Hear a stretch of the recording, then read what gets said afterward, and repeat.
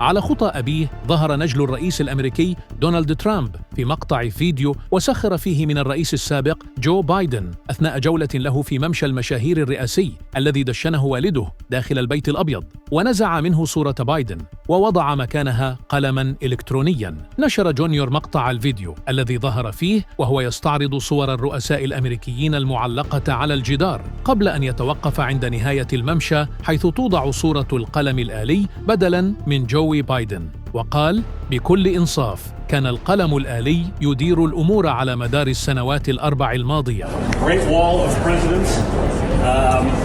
But it gets really good towards the end, guys. I think you want to probably see this. Grant, Cleveland, McKinley, Roosevelt, you know, in order: Eisenhower, Kennedy, Reagan, Bush, Clinton, other Bush, Obama, Trump, and the auto pen. Because, in all fairness, the auto pen was running things for the last 4 years prior to Trump too.